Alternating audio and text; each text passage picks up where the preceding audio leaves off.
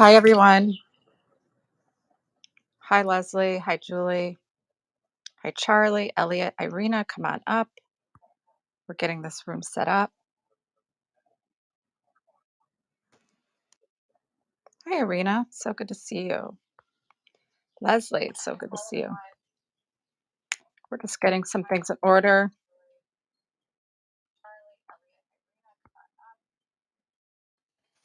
There we go.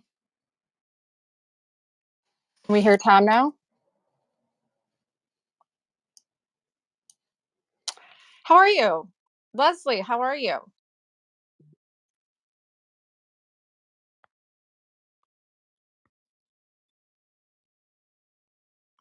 Julie, how are you? I'm just Oh, there fantastic, we go. and thanks for asking. Thanks for asking. I'm also trying to listen into the LinkedIn live stream, and I'm not getting any audio. Okay, I think Tom is working on that right now.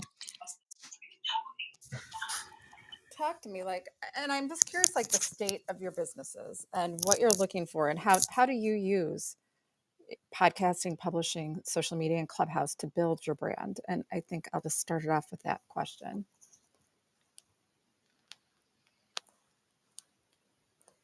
While we're getting over technical difficulties.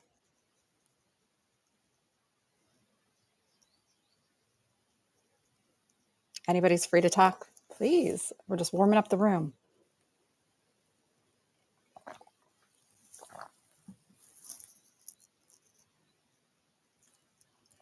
Hi, Elliot, Irina. Anyone's free to talk? Leslie, Elliot. Hey, it's always, Murphy's Law. I have the pest control people here trying to get the yellow jackets out of my son's room. So great to be here. And I like the publishing end because that's something I'd like to speak into. Speak into it, Leslie. I love talking all things publishing. Well, I'm coming from somewhat of a different avenue. Not that I don't really promote the biostrategies of packages that I create for companies. That's like a separate entity. So I'm in the midst, knee deep of copywriting, revising, updating health and wellness lectures. And I see that maybe down the road, publishing. So this is, something that is very time consuming. So I think my sanity is the podcasting and just getting away from that grind, even though I love that and I love writing and creating. But yeah, it's a big undertaking. Yeah. It is a big undertaking, right? So do you have a book yet, Leslie? I'm sorry if I... No, I don't. But I know, it's sort of like the flavor of the month in the sense that, in what I do and what I practice, people say, well, should I go on the keto diet? My girlfriend is doing it. Jane is doing it. But I went on it and I felt like I was passing out. So people are all jumping on the bandwagon I see, and they're writing books, and that's great. But I have so much on my plate that's something on my bucket list, which I will eventually get to. Yeah, and with the advent of KDP, which is the Kindle publishing company, Amazon owns it, you know, um, uh, quite honestly, any Tom, Dick, or Sally can write a book, and it's hard to parse through the junk. And you want to do it. When you do it, you want to do it right. So you want to make sure you have an editor. You want to make sure you really position your book prior to launch. You want to make sure to understand that the easy part is actually writing the book. The hard part is keeping it alive. And I'm quoting my dear friend Michael Lozier in the audience, who has sold 3.7 million books. If you'd like to come up, hi Maria, Michael, Brittany. And everybody's doing it. But what it does when you write your book, guess what happens? You leverage yourself as an expert. So I know there's a couple of people here in this room who have written books, and some have done it really well. I know Irina just launched her book, which is amazing. Michael, again, Lozier, 3.7 million books, which is mind-boggling. And Julie Riga has written a best-selling book, Stay on Course. So It's possible, but you do want to make sure that you do it right. And I'm happy to answer any questions about publishing, but I want to make sure that we get to say hi to everybody. I think Tom is still working on the technical side. Oh, no, he's here. Oh, okay. You're frozen on LinkedIn, by the way, as I'm, well, let's see. Okay. Self-muted on the live stream. Oh. And I'm going to join you in just a second. There you are. There he is. Tom.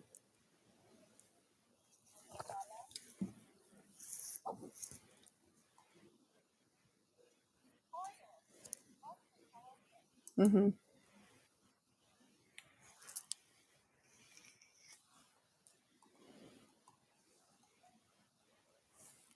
We're warming up the room. We're warming up the room. We're talking Clubhouse, podcasting, publishing, and social media. I'm not sure if there's a specific subject, but Leslie was talking about the idea of writing a book and how everybody's doing it, but you have to do it right, and you have to understand that you are your brand as an author, and it's not the easy part is writing the book. So,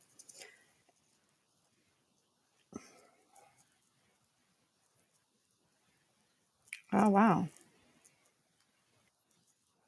I'm actually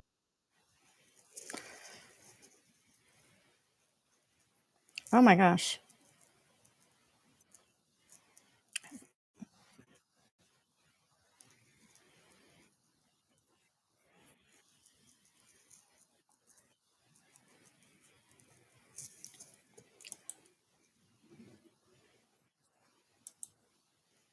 right.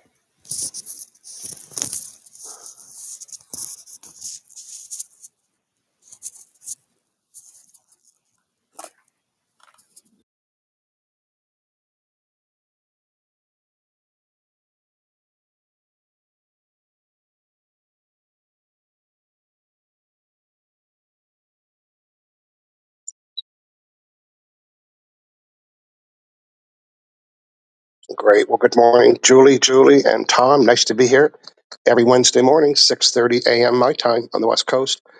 You know what's really important is when people tell me they want to write a book, my next question is kind of what you said. Is the purpose so you can have written a book and say you wrote a book and that's it, and you don't want to do anything with it? When I wrote my book, Law of Attraction, it's 20 years old now.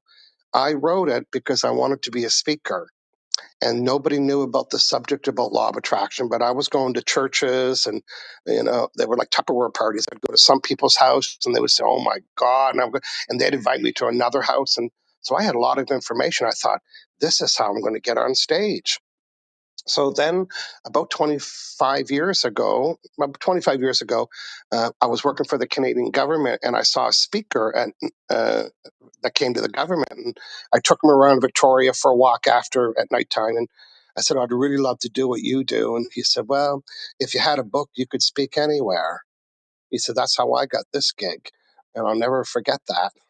So I'm walking back to my apartment and I'm thinking, if I had a book, I could speak anywhere. But what I did have was I had all this course material that I was developing and teaching people and people sending me. So before you know it, I was compiling a book. So I really wrote my book so I could be a speaker. So that was my intention.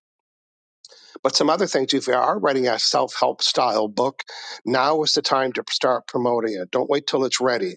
Do the cover first. Get the cover done, put it on your website, collect interest. Even if you change the cover, my third book, I promoted it called Fulfillment Needs for 4 years while I was writing it. Then I submitted it to the publisher and they said, we don't like the title. We're going to make it called Your Life's Purpose. And I pre-sold about 8,000 copies, and not one person said, hey, you changed the cover. So just make it real. Get the cover done, even if it's a draft in your head, and start promoting it now. And if you are doing a self-help book, like my books, they were all seminars first. All of my books, I delivered hundreds of seminars. So even today, when the publisher says, is there anything you want to change? And I said, no, because it was ironed out so well the first time. So make sure there's processes, make sure there's worksheets, give them a reason to go to your website to download a chart from your book, or make it very interactive. So my books were very intentional. They were seminars first. And then I wrote a book, and then I built a career around those, doing seminars for those books. And I'm still doing it today. I'm still doing training from those 3 books, and built a whole subject, built a whole career on being an expert on that subject. And yes, I know there's more than one. There's 3, which could be a problem, but you could do it too. So hopefully I answered some questions in that, or made people think this is real. This is very possible. Listen, I live on a small Canadian island. I didn't think anybody could be writing a self-help book on an island and sell 3.7 million copies. So, and what I did, I was consistent, and I built my entire career in the last 20 years by being a professional radio guest. That was the time of radio. So now I'm guest on other people's clubhouses, on people's podcasts, and that's how you keep bringing traffic to your work. Thanks, Tom, for the invite.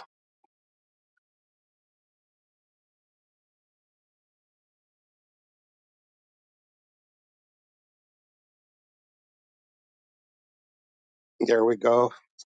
Does anybody have any questions or comments on what I added or said that needs some clarification or help? Let me know.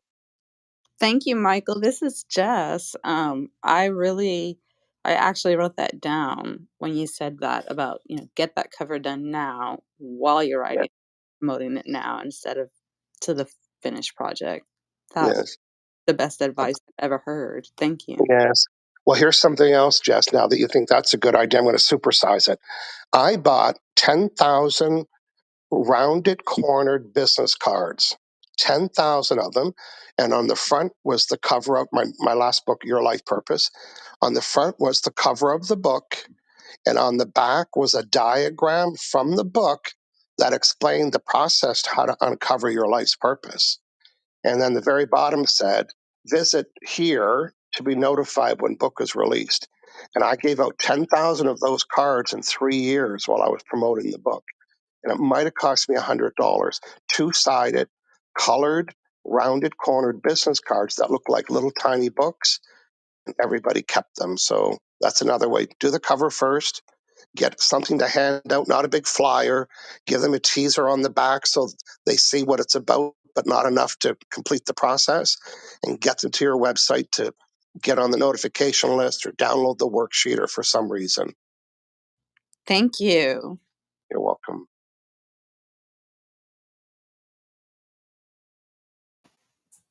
Thank you, Jess. And Julie Riga did You're a little far away from your mic there, Julie.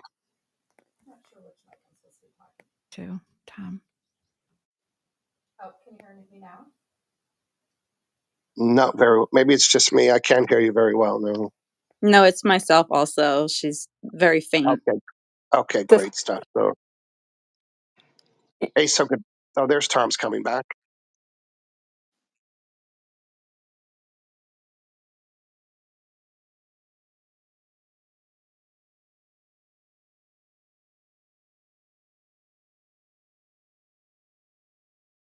got it.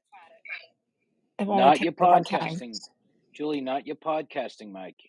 Your Clubhouse mic. Thank you.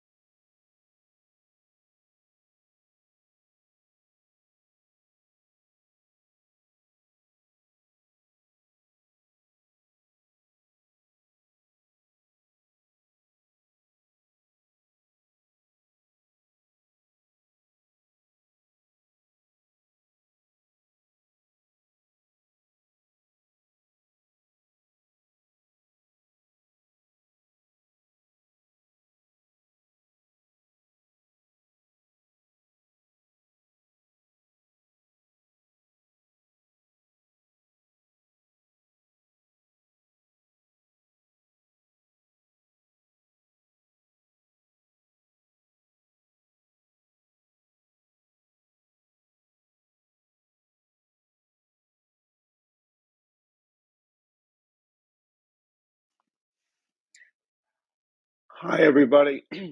Good topic and correct. Anybody could write a book. I just got done writing one after 4 years of work, and I think it's a success before it even gets published.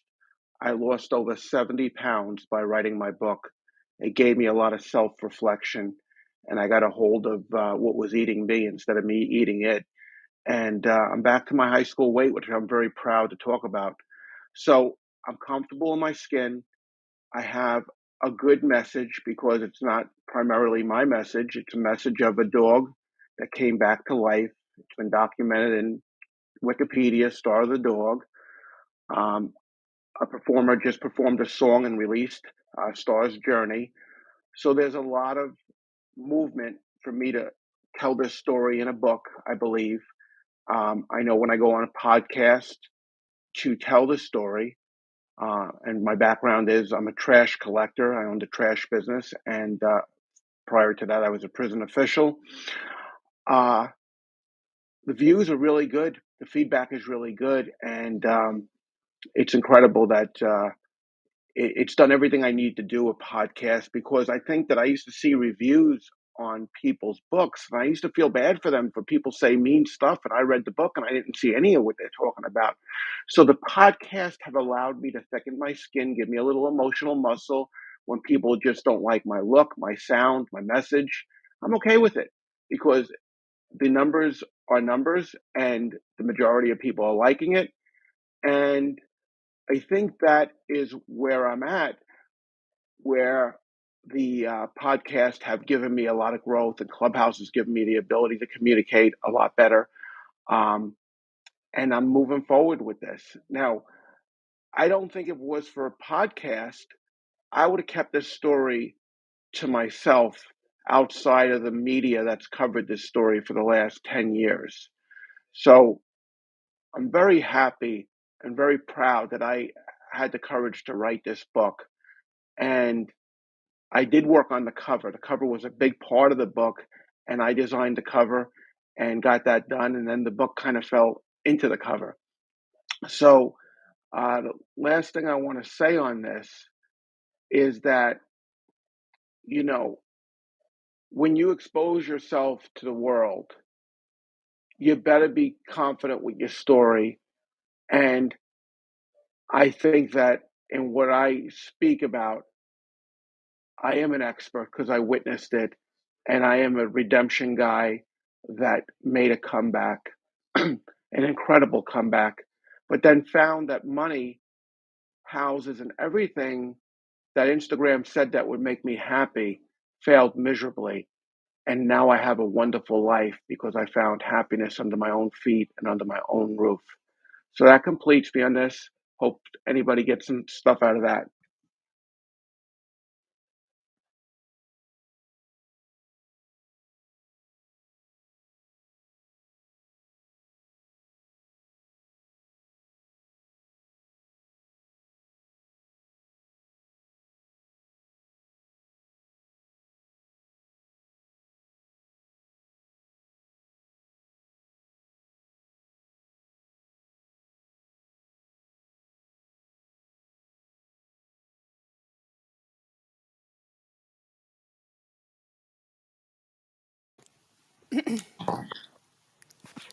Oh, well, I shared a little bit with Julie in between having pest control here.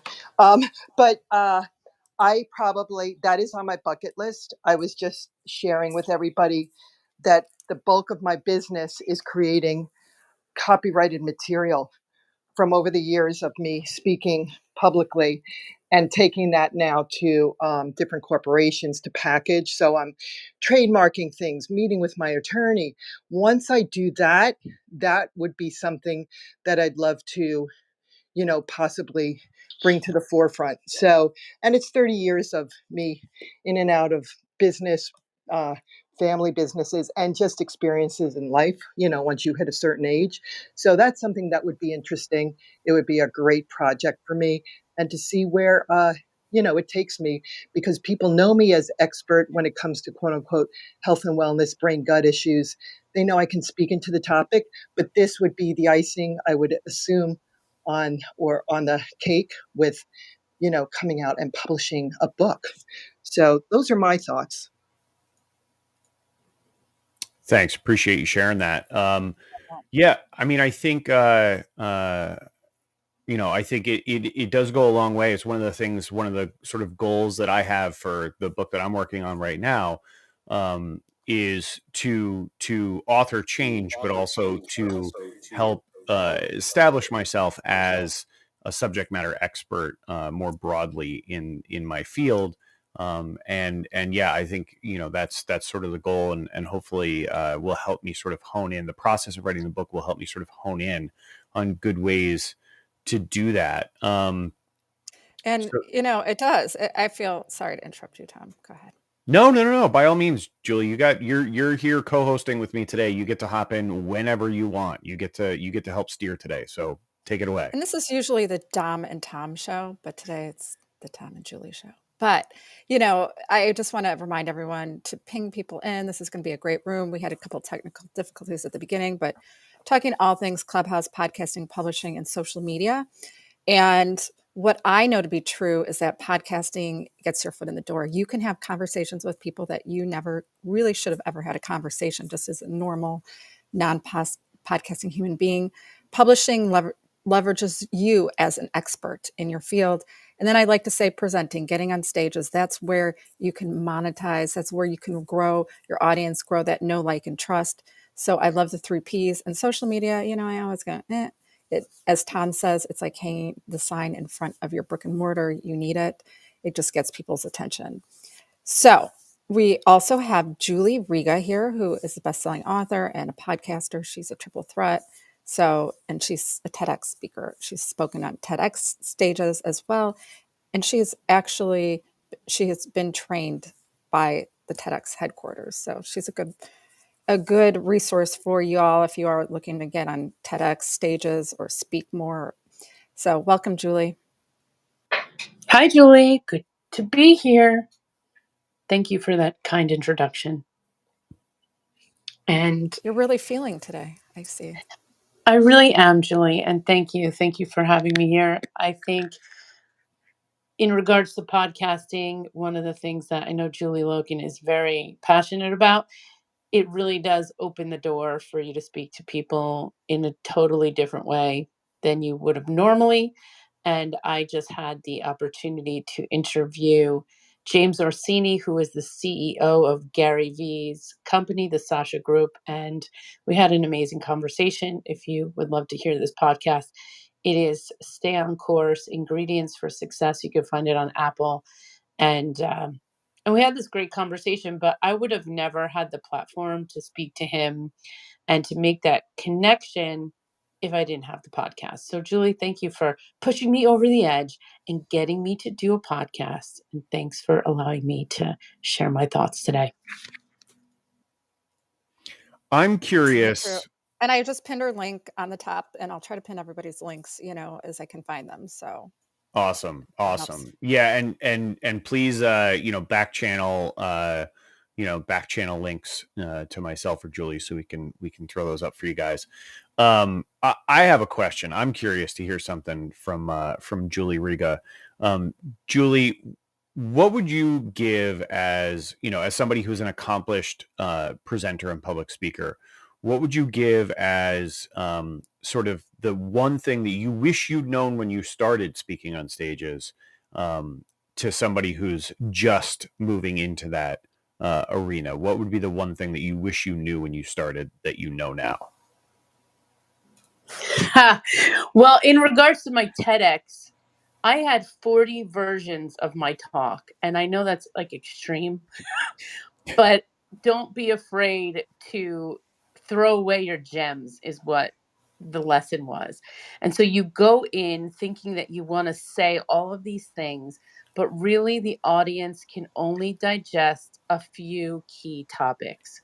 So what you want to do is be able to create and then edit yourself in a way where you're not going to feel bad. Because when I was doing my TEDx, I really wanted to talk about 3 things. And the coaches were like, you can only talk about 2. You cannot do 3 things in 10 minutes. And so I had to cut one of those things, and realizing that made my speech even more powerful. And one of the things that I just really loved when I was going through all the TEDx training and coaching was when they said to me, what is your gift you want to give the audience? So that every time you're speaking, you're giving a gift and people are receiving that. And so that was one of the big things that I learned during the whole process.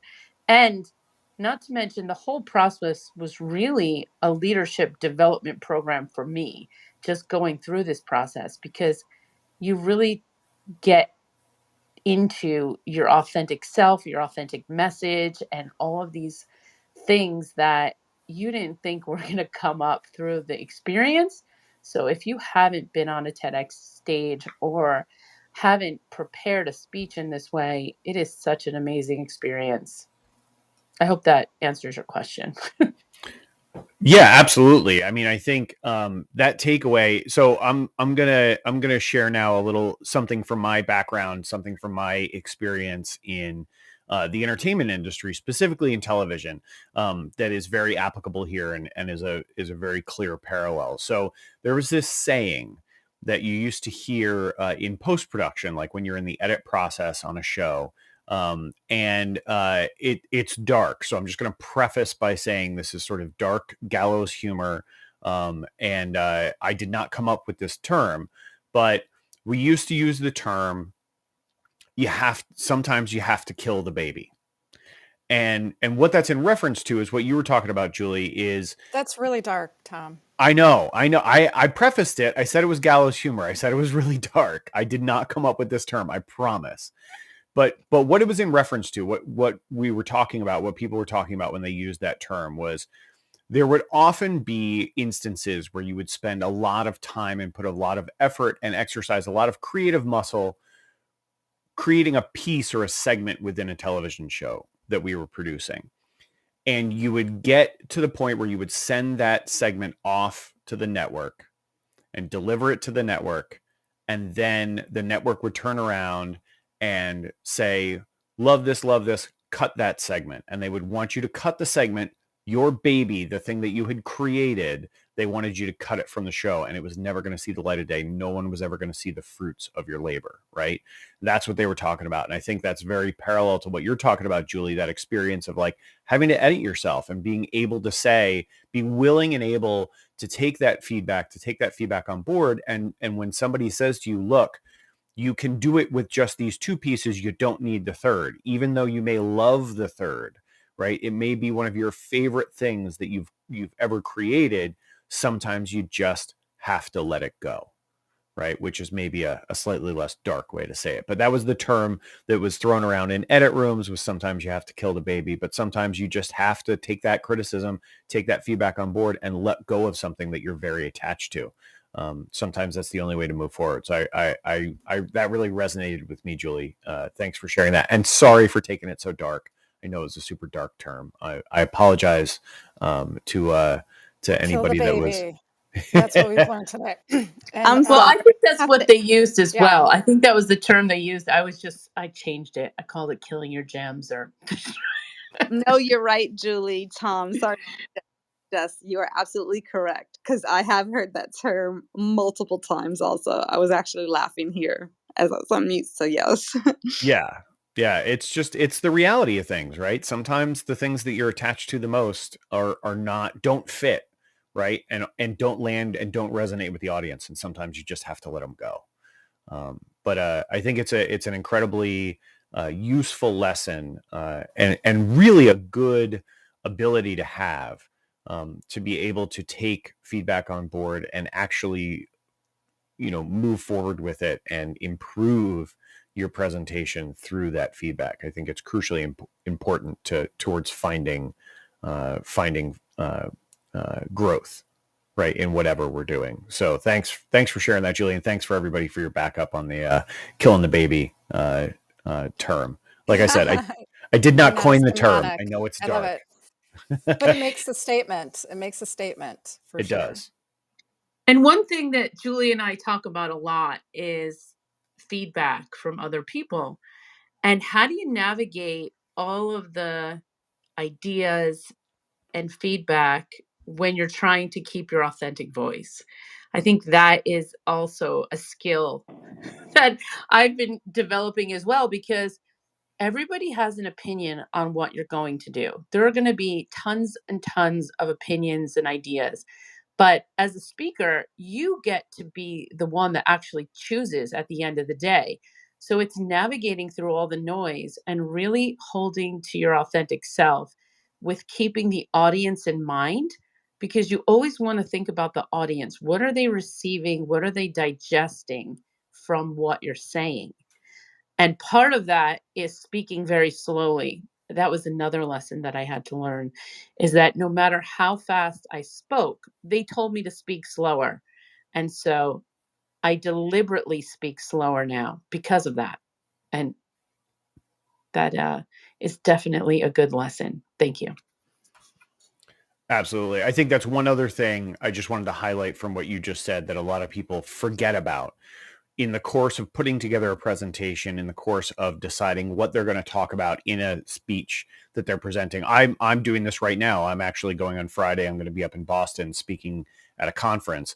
And one of the things that I am very clear on, and something that I think about a lot, is what value am I creating for the audience?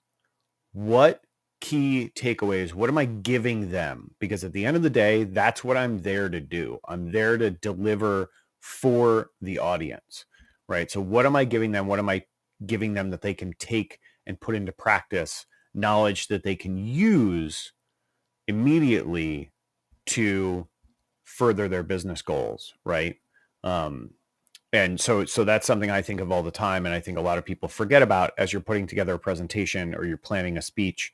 You always have to remember that you're there for the audience first. The audience has to come first, I think. And that's, again, also a lesson that, I carry with me from my days in TV. So thanks for that, Julie. I really appreciate it.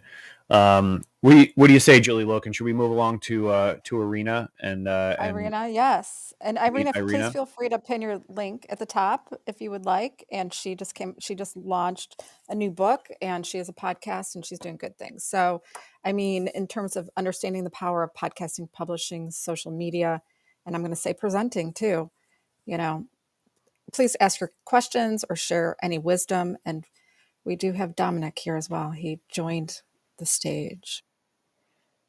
Hi guys, hi Julie, hi Tom. Can you guys hear me okay? Yes. All right, awesome. I never put I don't know how to pin a link.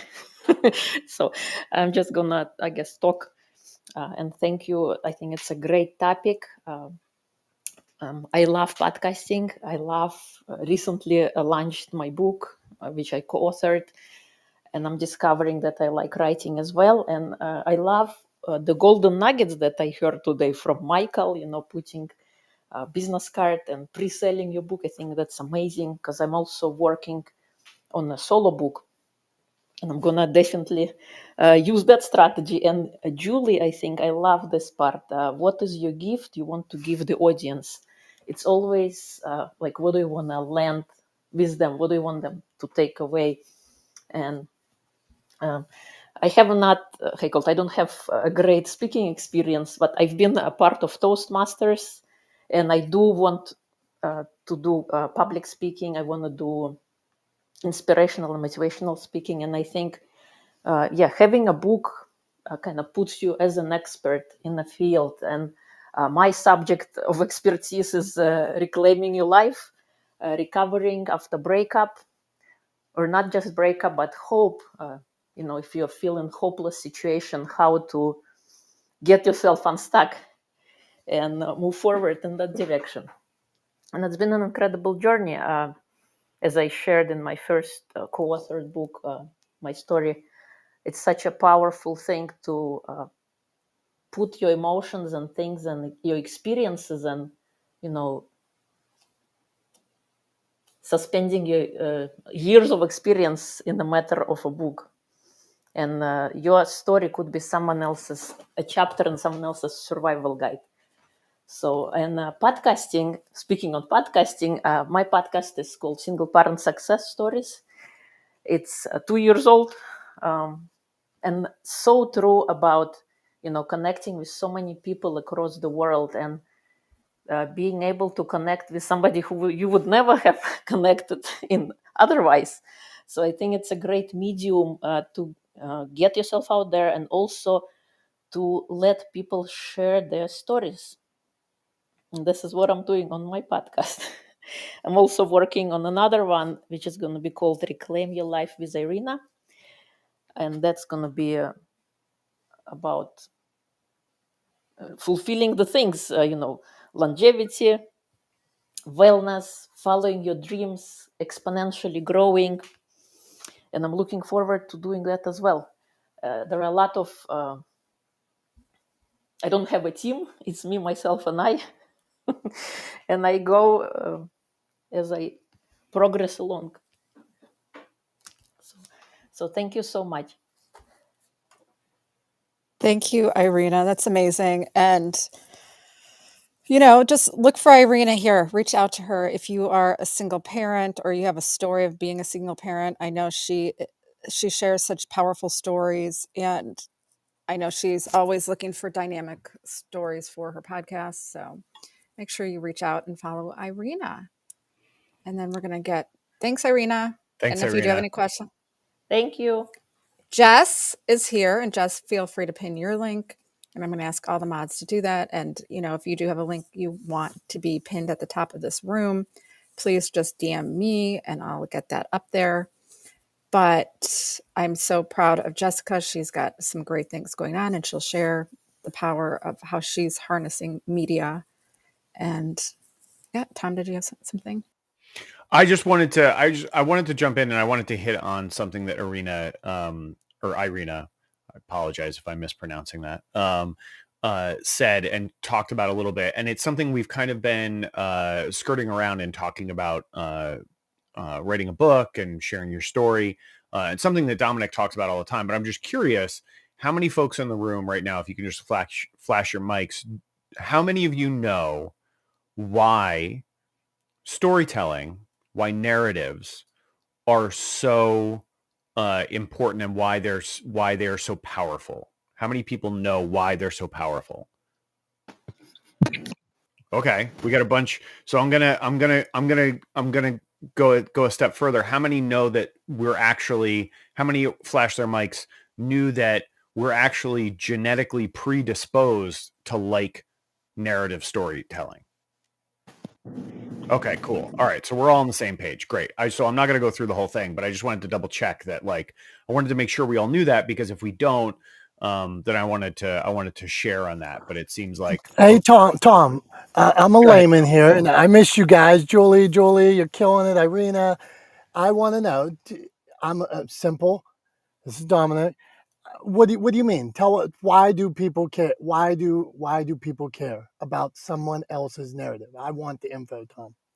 Okay. All right, cool. All right. Thanks, Dom. I appreciate that.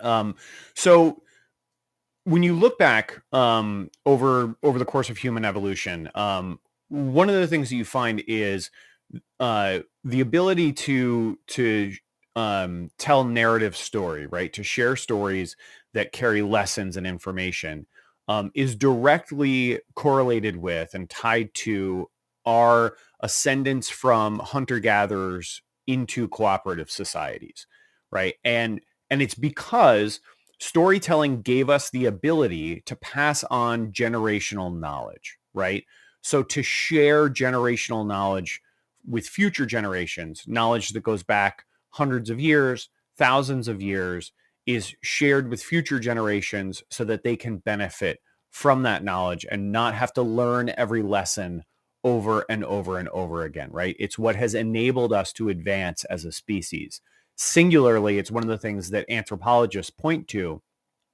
The development of narrative storytelling skills and narrative storytelling traditions is the reason that the human species has become what we are today, is because of narrative storytelling, because it gave us this unique ability in the animal kingdom to share generational knowledge and to pass generational knowledge on from one generation to the next and on down the line. And so we are actually predisposed, genetically predisposed, to listen to, remember, and enjoy stories.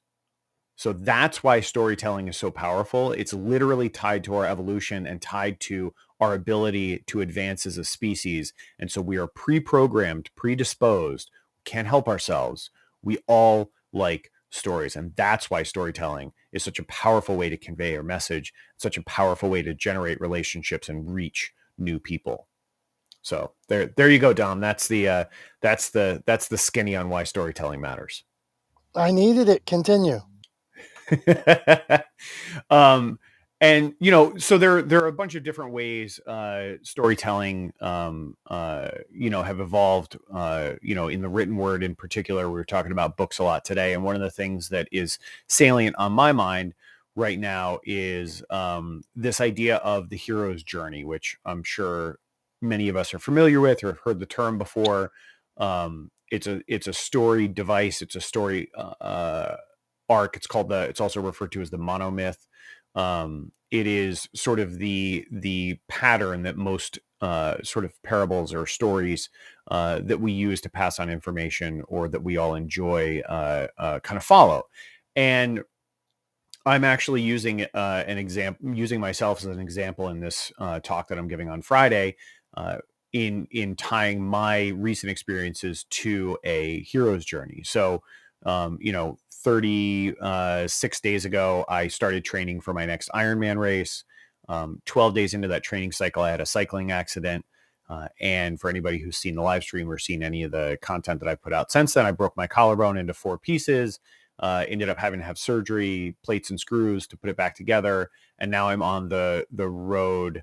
Now I'm on the road to recovery, and I'm still training for that Ironman, right? So, but in the course of a hero's journey, that sort of monomyth, that way of describing a story arc, I have hit the sort of trials, right? And now I'm moving forward and still seeking to achieve the end goal. And there's uncertainty as to whether or not I'll be able to, but I'm still going to try, right? And so that's sort of a very, very basic, dumbed down example of a hero's journey. But if you're curious about it, I would suggest Googling hero's journey. There's tons of content out there on it, but like a lot of like sort of the most famous stories that we know, both from film and television, as well as in narrative literature, all follow this sort of monomyth structure, this hero's journey structure. So it's something to think about if you're thinking about putting together a book or writing a book, to take that into consideration and think about how you can line your story up, or the story you're telling in your book, with a hero's journey. It'll be widely appealing to people if you can successfully pull that off. I'm complete on that topic. So we'll move. Dom, I'll throw it back to you, my friend, since you are here with us now. What are your thoughts on that as somebody in the book world, in the publishing world? What are your thoughts on the hero's journey and crafting story that way? Well, one, I love all the subjects that you guys have been talking about. The feedback, that's so important to authors as you tell your story. I'll start with the feedback because it was just such a great topic. I'm down there chomping at the bit hearing you guys talk about it, because it was just so many people write a book and they think it's perfect.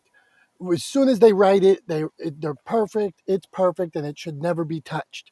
Imagine thinking that anything you've done in your life, and I would honestly say that nothing you've ever done, I know me personally, nothing I've ever done in my life was perfect the first time through. It took work and effort and critique and criticism and improvements and things like that. So sometimes we hold on to that story because it's so personal to us. It's so close. We think it's right. We don't want our voice to change. We don't want anybody to touch it. They don't know our story. But sometimes we just didn't tell the story that we needed to tell. So I love this subject, and I love the conversation of the hero's journey as well. The beginning, the middle, the end. You'll see even in anybody watch Breaking Bad in this room here. If you ever watch Breaking Bad, give me a flash. So the reason I go here on this Breaking Bad is with the hero's journey is they take you back so far in the lead character's life, or even in Walt's life and Pinkman's life. They take you so far back. You have to show the hard times. You have to show the trials, the tribulations, so that you have this arc in the story. So that now I'm rooting for you. I'm pulling for you, just like any rom-com or things like that. Somebody doesn't get the guy, they don't get the girl, they're brokenhearted. We see their trials, tribulations, and then they have this arc until they have the win. So Tom, I think it's fantastic. Who do we got next, my man? I believe, according to my lineup right now, let me just refresh real quick. Cool. So according to my lineup right now, I think Elliot Kaplan is up next. Elliot, I don't know that we've met, my friend. What are your thoughts on taking feedback, telling your story, the hero's journey, all the things we've been talking about today? What are your thoughts, my friend? Welcome to the room. I think everyone has a story to tell. It's just how we communicate it. And it's, a long time ago, it's not what you say, it's how you say it. And sometimes it's what you leave out as important as what you put into your story. That's my 2 cents for now. That's a great one, Elliot. And sometimes, Tom, Julie, thank you so much for stepping up today and helping me out. I wasn't around, so you guys are appreciated. But sometimes we know a story. I love this publishing space, so I just want to dig in it. Sometimes we know a story so well that Julie, Tom, Michael, you know the story so well. When you tell it, you hit every beat. People see your hands flying. They see the expression in your face. But then when you write that story down, because you know the story so well, you think you told that story, but you didn't tell that story. You missed some of those crucial details, and that's what Elliot's talking about there. So what a spectacular catch. I see Michael down below is flashing. Michael with his hat on backwards. Michael, what do you want to add, my friend? I'm actually wearing that hat today because the Canucks just got eliminated. But anyways, it's kind of cold where I am today. Yeah, I'm finding I think we're all guilty of, unless you're an expert storyteller, like we're guilty of kind of skipping the steps of telling the story. I liked who was that it shared about the hero's journey. That was great feedback.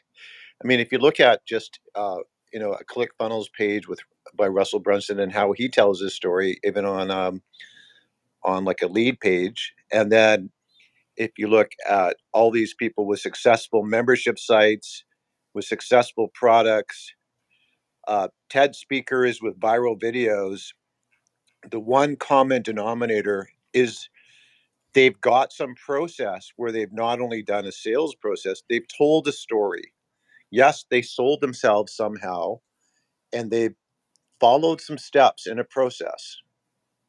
And that has then resonated at some level to relate to human beings, because the other person was saying, like, I was thinking of hieroglyphics, like when someone was talking about storytelling. It's been in our blood. It's part of our human nature. I mean, who didn't go to a campfire one time? And so I think we miss the mechanics. It's almost like when you drive a car and you go A to B, but you don't know how the car works. And I'm not saying you have to be a mechanic, but in terms of storytelling, we just kind of talk like, okay, I'm talking right now. I've turned on the ignition to articulate some words. But I find my most successful conversations, especially a long distance call or a business call, is if I took some notes, I had a plan of action, I have 2 ears and 1 mouth, and I kind of go by a process. And like some people say, shut up after you say something to close a deal. Like, what do you think? Or whatever you're saying in your closing, and you're doing a trial close. So I don't think a lot of us really are conscious in the storytelling from the mechanics, and some of us have it innately natural, but it takes, I think, practice and work, just like a recording artist or an athlete, to master your storytelling, even in a conversation, and then know the difference. And yes, you can internalize it, but you know the difference of who you're talking to. Like, you don't want to use the same process or the same steps to everybody. You don't want to sound salesy, but you still could be more effective. Like for example, in communicating, if you know how to, maybe some people took the landmark course, maybe they took the communication to access power course, maybe they took the Dale Carnegie course. They all or Tony Robbins, they all teach you some aspects of storytelling, and then there's that emotional connection. So for me, what you guys are saying is very interesting, but we seem to forget it. And then the other thing, I would just say this: I don't know if we forget it, but we compartmentalize it. We put it in the back of our mind. We don't refer to it as often as we could, except some people who are really good, right? So what I mean is, like, we're not looking at these steps all the time to consciously put them in action.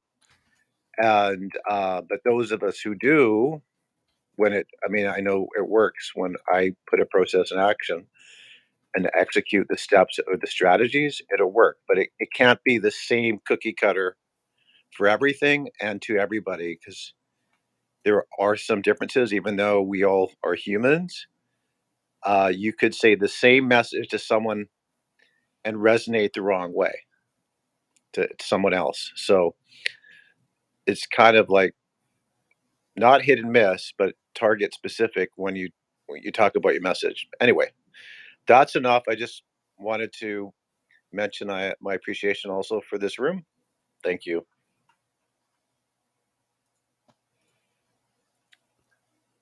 Awesome. Thanks for sharing that. Julie, did you have something you wanted to throw in there? Go for it. I was just clapping for Michael. So thank you, Michael, for your share. You're welcome. Awesome. Thanks, Julie. Thanks for sharing, Michael. I appreciate it. Appreciate you being here and appreciate your feedback on the space. And that was me, Tom, who was talking about the hero's journey, and then Dominick was talking about it also. So appreciate your feedback on that as well. Always happy to share and help. I mean, that's why we're all here, is to create a space to share and help each other grow. So yeah, appreciate it. Appreciate it. All right. Let's keep it moving. What do you say, Dom?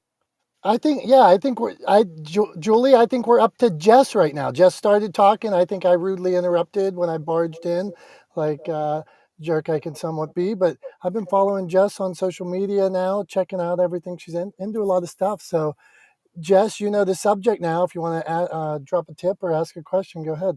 And I'm going to pin her link for her form to be on her podcast at the top. So if that's okay. Have at it. No, Dominic, you're absolutely fine. I love this room. Genuinely, I love this room. I'm literally watching Tom on screen, on LinkedIn, and listening at the same time. Just the energy is phenomenal.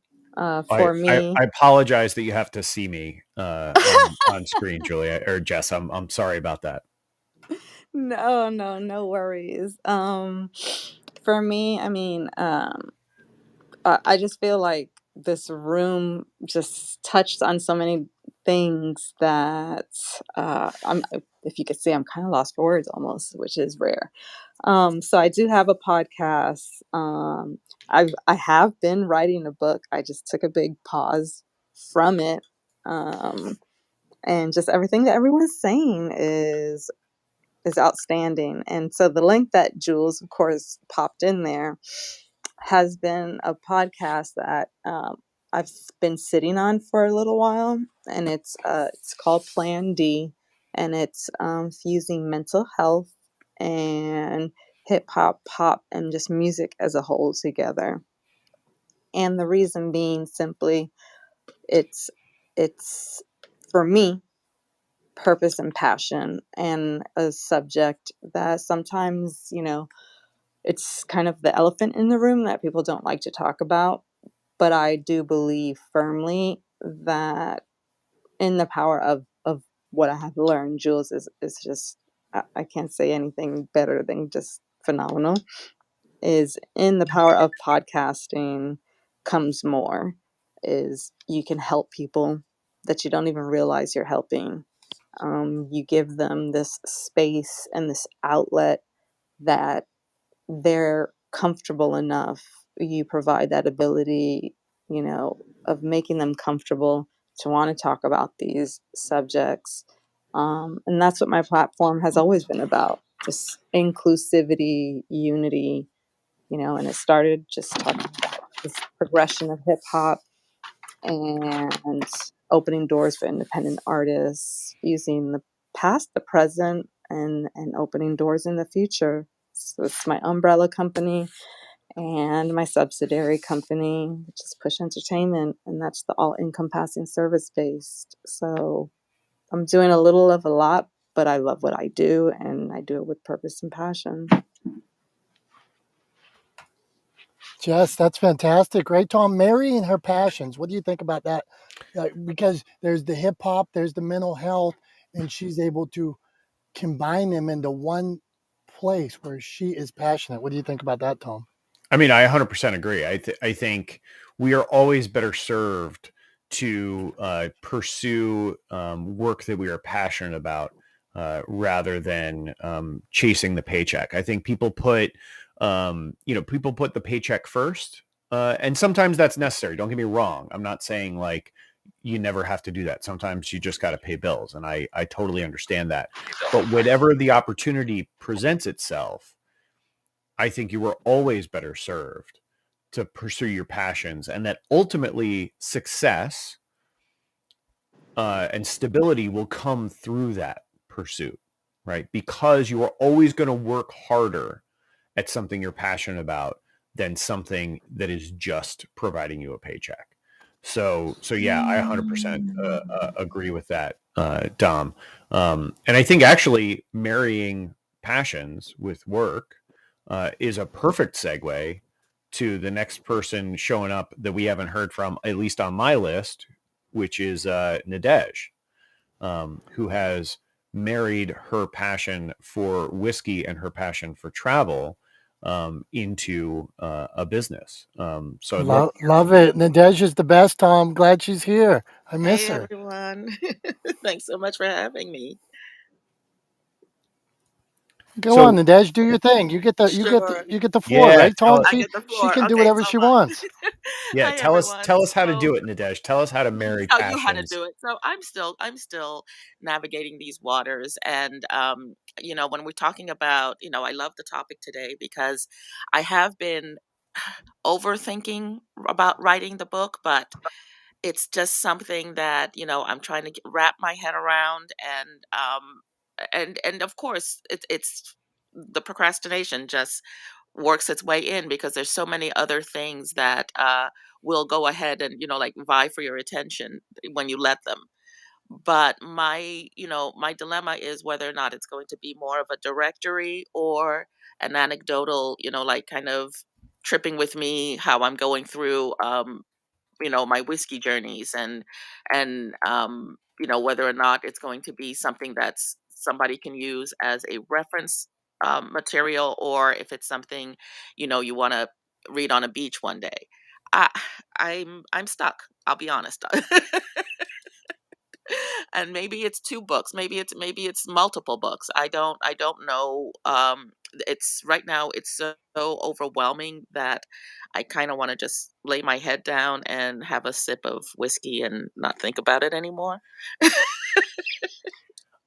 And that's I'm where I gonna give am. you some feedback right now, Nadej, if you're open. Mm. Sure, go for it. All right. So here's what I'm going to say this is just a framework or like a sort of a mindset thing that I just want to throw at you. But here's what popped into my head as you're talking. What you Hmm. do with whiskey and travel is you create experiences for people, right? Absolutely. That's Hmm. all you're doing writing a book too. You already know how to do it. You know how to create experiences for people, right? You know what goes into Right. creating a memorable, quality, enjoyable experience for people. So take that knowledge that you already have and apply it to writing the book. I think you're going to do great. That's my feedback.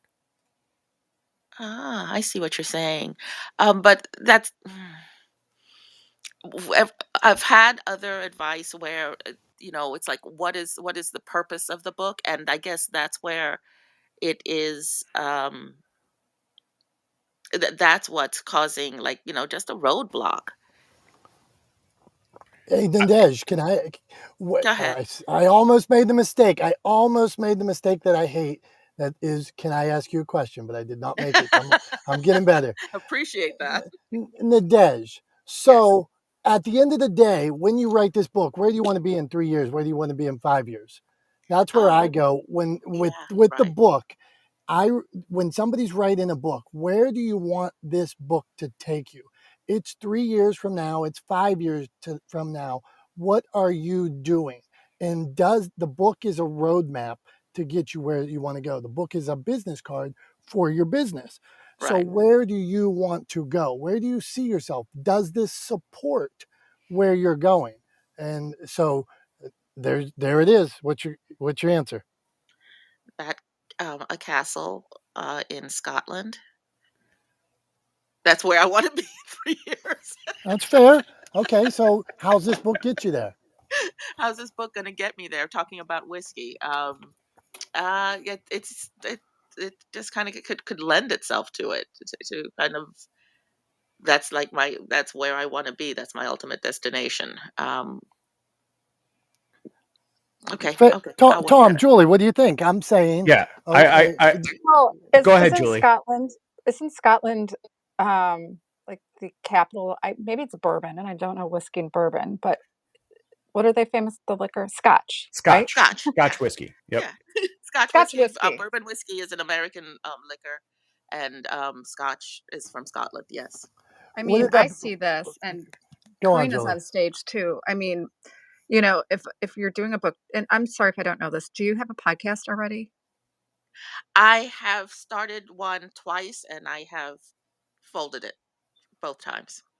I mean, I just think that there's such an opportunity with travel, Uh-huh. Scotland, Scotch Mhm. whiskey. I mean, I see, you know, really lapping up the pleasures in life and not being on the sidelines and being that hamster on the wheel, and how you did it, and take into effect the hero's journey. I know you probably have a story. We all have stories, but what led you to the land of whiskey? What led you to the land of just being obsessed with traveling?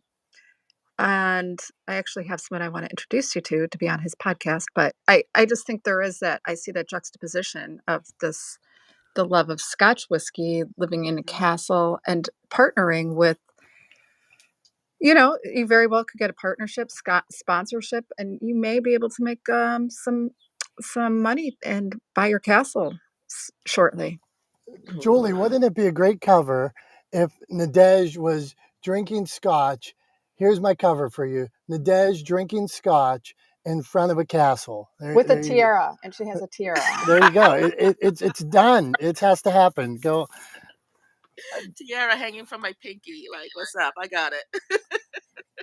Okay. Seriously, and it's just about doing it and pulling the trigger and not thinking that it has to be perfect. Nothing's Right. perfect in life. And you Mhm. just got to do it and throw it out into the universe. Even if you want to start writing a blog and putting all your blog pieces together, I think that's a great way to start. And it's not as scary as well. You're right. Taking it in bites as opposed to sitting down for the full meal. Yeah, and I think think that's a little bit of what Michael was saying, that he gathered all his seminars to basically put the book together. I like that. So, Nadej, I just want to share one thing here along these lines. Like what Dominick was doing was he helped you. I'm going to use my go-to analogy for creating, right? For What, killing the baby? No baby no, killing. no, no, no. That's not my go-to analogy. No, no, no, no, no. We're not killing any babies. No. they have, what do they have when they when this app first started and you couldn't they had like where you couldn't say other rooms and things like that because they would ban you, audio ban or something like that. We are hitting Shadow that banning. today. Shadow ban. Shadow Yeah. My No, no. Neil started this back in the day. We are shadow banned away now. Thanks, Tom.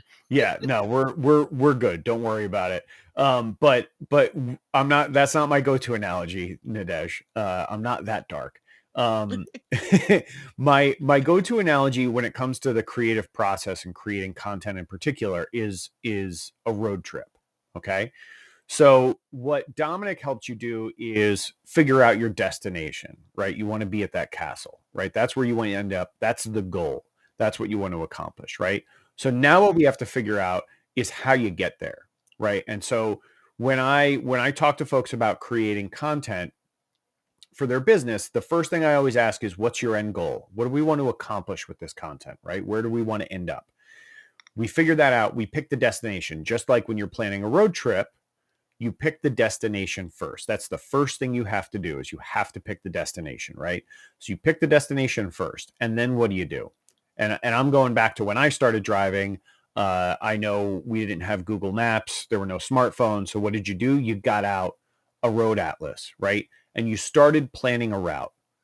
And so that's the next step, right? So you've got a destination in mind. Now you start planning the route, right? You figure out where you want to, you know where you want to go. You figure out what's a good way to get there that hits all the stops you want to hit along the way, right? So you start planning the route. You start drawing those lines on the map. And then you can think about packing the car and getting ready to drive. And then you can get in the car and start driving, right? But I always use that as sort of an illustration of not just the process, but also how important that planning phase is, right? That before you start writing, before you start filming, before you start recording, you should sit down and plan thoroughly and plan with intention. And that involves picking a destination before you get in the car and start driving. Hope that helps. It does. Thank you so very much. And who was that? Was that Jess? Thank you as well. And if you want to back channel me or what have you, I don't like using those terms. It just sounds so bad, but that'll be helpful. Not as Thank bad you. as killing the baby. Come Not as on, bad. Not as bad as killing the I'm baby. cutting you all off. I'm going to start muting people. I Hey, am never going to live that down, am I? In this room? No, you know what we should do? We should all That's the name of our next room, Killing the Baby. we should all clip that today and put that quote from Tom on Talex Media. Talex Media for your next event, and then have him playing that. Julie, you want to introduce? I think it's Karina. Would you like to introduce your dear friend? Oh, she is. She is my business bestie. And I pinned her link, which also happens to be my link. It's the Mediacasters. And Nadege or anyone else that's interested in joining, I know Dominick and Tom are part of our community. We harness the power of publishing, podcasting, and presenting. It's absolutely free. So check it out. We love to connect people and introduce people and help you grow your brand. So Karina Blizzy, she is a mom of two, an amazing woman, probably like the smartest person I've ever met, which is a little scary for me when we are doing our podcast. And we are in the throes of editing our book together. We have a book together. So hi, Karina. And she wanted to know how we were live streaming this, and it's Restream. We can come back to her if she's not there. See, you put such pressure on her that now she didn't want to talk. This is not pressure for her. I can answer the live streaming question. Go ahead, Tom. I have a lot of people asking me that. So how do we do it, Tom? Okay. So I'm using a software, a web-based software program called Restream. So that's number one. So that's the platform that we're using to stream live to all these places. And what I'm doing is I'm using Club Deck on my computer, and then I'm capturing the room, the image of the room from Club Deck, and feeding that video signal into Restream to then broadcast. And then there's a whole bunch of complicated stuff with the audio, which is why we were having audio troubles. Dominick, you missed all the audio difficulty fun at the very beginning here. But we were having some audio troubles at the beginning. I don't know why one of my microphone inputs is not working today. It like always works. I have no idea why it's not working right now, but it's not. So we had some audio difficulty today. That's the nature of the beast when you're sort of cobbling together a solution like this, because obviously Clubhouse is not designed to be live streamed over the internet via video feed, right? It's obviously not something that the programmers or the designers of the app had in mind. And same is true for Club Deck.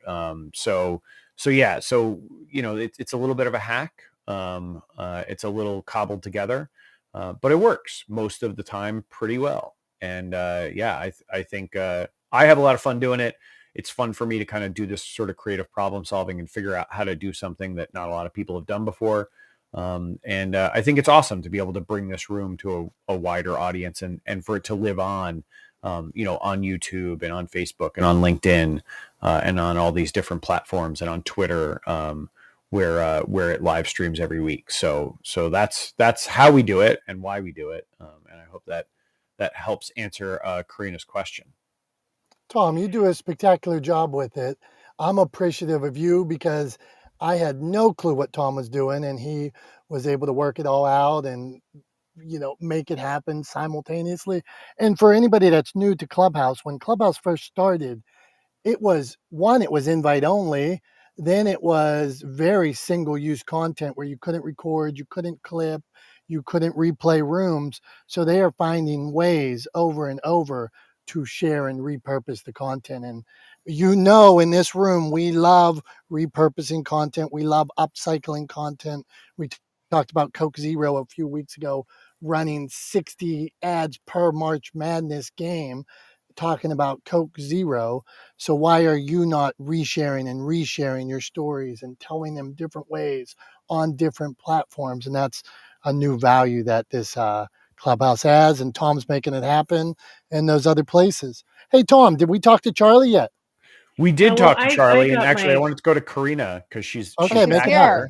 Did you hear your intro, Karina?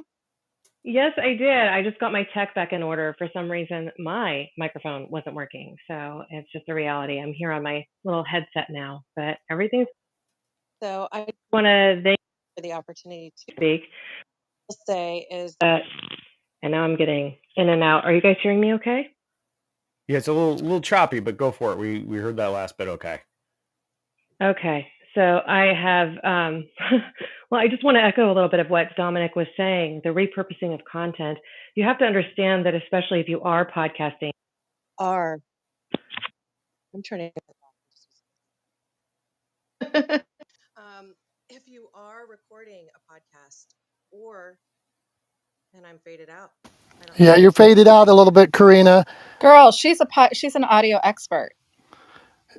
Give it a 3, 2, 1, and let's take another take, Karina, because anybody that agrees with me, I love to hear what they have to say.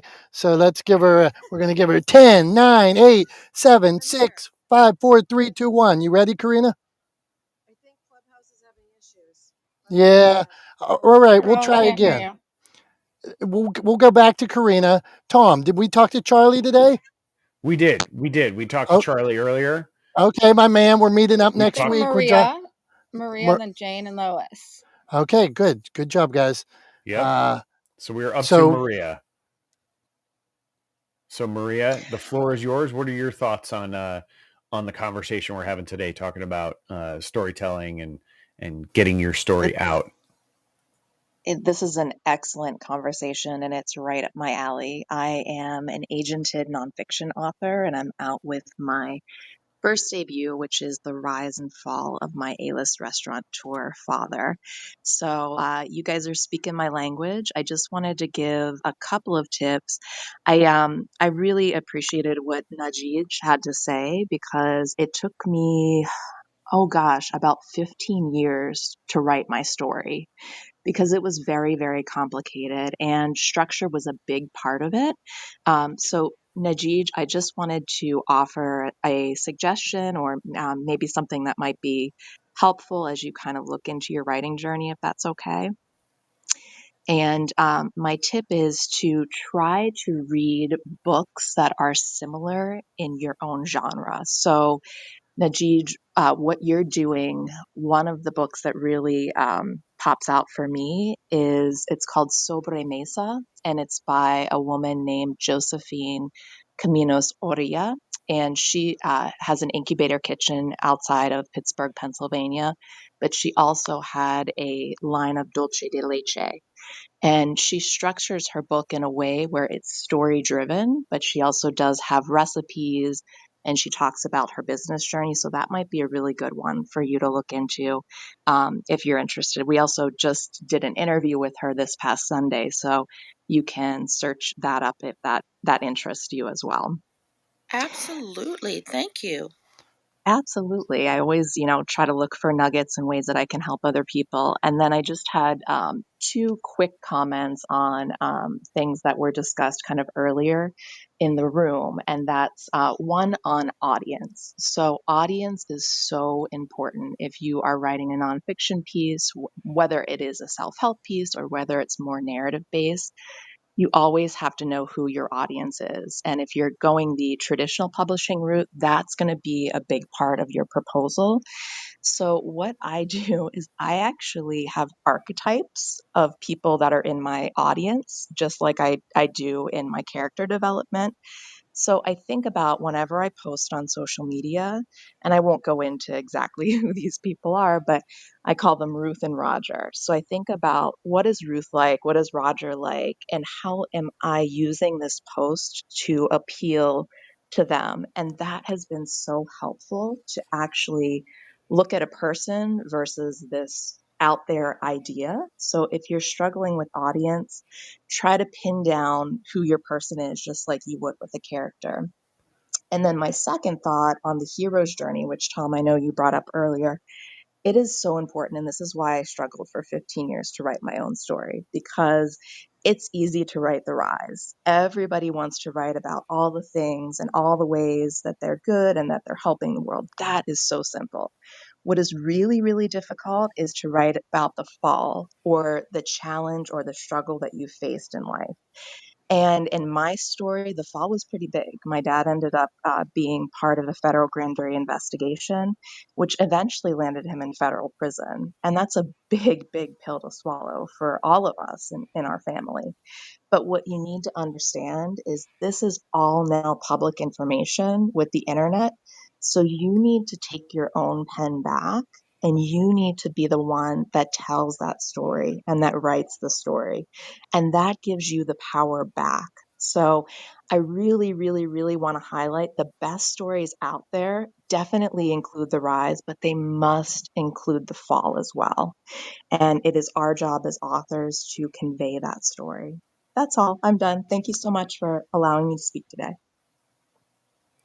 That was absolutely spectacular. I know that's a friend of Julie's, right, Tom? Wow. She dropped it like it was hot. Damn. What do you think about that? Yeah, that was massive value from Maria. So thank you so much for sharing that, Maria. And one of the things that I wanted to just hit on real quick or highlight from what Maria just shared in terms of writing about the fall and writing about the struggles, right? One of the reasons why that's so important is because as people consume content, as people consume the story that you put out in the world, one of the things that they're looking for, and one of the things that you should be thinking about providing them, are points where they can empathize or see themselves in the story you're telling. And one of the things that I say to businesses is that the big struggle that they're facing as a business or as a brand is getting people. The first thing you have to do is you have to give people the opportunity, or you have to make people give, pardon my French, you have to make people give a shit. They have to care. They have to care. They have to empathize. They have to see themselves in what you're doing and what you're talking about and the story that you're telling. And so I think it's incredibly important, as Maria was pointing out, to talk about those struggles, because that's where people will empathize with you. That's where people will see themselves in the story that you're telling, because not everybody in your audience, right, has had the same highs as you, right? But many people in the audience have had similar setbacks as you, right? And so because struggles are universal, right? We all struggle through life in one way or another. And so by sharing those struggles, you give your audience an opportunity to empathize and to identify with you. And so it makes them more invested in following the story to its completion and following you and following your content and becoming part of your community. So give people the chance to give a shit by sharing those falls, those struggles. So that's what I wanted to highlight from what Maria just said. Tom, spectacular. Lois, go ahead. You were clapping. We appreciate that, but did you have something to add? I'm like a competitive clapper. I was just really when I started here on, in Clubhouse, and I created Ever Mindful, I just, I guess I didn't realize how important and authentic everybody can be, and how, their stories can be so authentic. And literally, if you are coming from a place where you're genuine, you're compassionate, you're loving, people want to hear connection stories. Everyone has a connection story. Everybody's human life has an unbelievable, incredible story to be told. And this has just been an unbelievable place to learn about people. That's just one of the things I wanted to say. I'm Lois and I'm complete. Lois, thank you. Maria, thank you. Read those books. What a great tip. You sometimes reading those books too in your genre, you need to understand, has your book already been written? Are you actually taking ideas that are already out there? So you really need to understand the space that you're writing in. And so that was such a great tip of diving down in that and seeing, like, if you see, like, let's say a book like The Secret or something like that. A book like The Secret really is a take on Og Mandino, Norman Vincent Peale, or Dale Carnegie. So you'll have to understand what Tony Robbins is doing and these other authors in your space, Brene Brown, whoever it may be, to make sure that when you write your story, that your story is original. I shared with you up at the top there, Tom. I never, ever, you will see this from me and Tom, we never talk really about stuff we have going on and stuff. I share that book up there. My Name is Sharon. It's a book I wrote about my mom's battle with Alzheimer's and my family's battle, and then hit in 2020 and COVID and all that stuff. And I share that at this point just to talk about, there aren't a lot of ups in that story. And I think and I had never written in that space. I do like self-help and motivation, and I started off writing cathartically. But like Maria says, you share that story, you share the hurt, the pain. And all of a sudden, um, people really receive it because you're sharing, they're putting themselves, like Tom says, in your shoes. What if my mother was sick? What if we were separated from a loved one or something like that? So definitely you have to share your authentic self, share those downturns. Somebody else in this room said it, your story is someone else's survival guide. Great tip. Tom, I think we're up to Jane. What do you think? You got it, my friend. Jane Babcock is up next. Veterans benefits educator, volunteer, U.S. Army Reserve, retired. Jane, the floor is yours. Hello, everyone. Thank you so much for your time. I'm touching base today because I could use some advice. As a volunteer veterans benefits educator, I focus on teaching veterans and their widows. Right now, the VA is actually serving less than half of all veterans, and only about a quarter of veterans are actually receiving the benefits they're entitled to, simply because the VA does not advertise. And almost half of our veterans are over the age of 65. So they're not going to be here on Clubhouse too often. They're not going to be on the internet too often. And they may not be comfortable with how to dig deep enough into a website to see what's available to them. And so what I'm trying to do is their shortcome. I spent 12 years fighting the VA to get benefits for veterans and widows. And now I'm trying to find larger and more frequent audiences because I've had people say, start a podcast. Well, but that only gives me one select audience. I want the audience in Portland, Maine, and I want the audience in Seattle, Washington, and I actually want the audience that's stationed overseas, which I've been lucky there. I was on the ABC podcast with Phil Briggs that aired on Armed Forces Network. So I'm getting a little bit of that, but I'm trying to find more ways that I can reach more podcasters, more national level television, more national level radio. Any advice would be appreciated. I'm sitting here with my notebook. Sounds like a question Thank you. for Julie.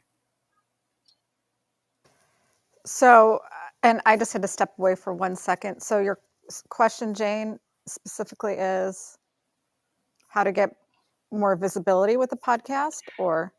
Well, it's not my podcast. I want to get on more people's podcasts, Oh, and I okay. want to get on TV, and I want to get on national radio to serve the approximately 13 million veterans and or widows that are missing out on their benefits.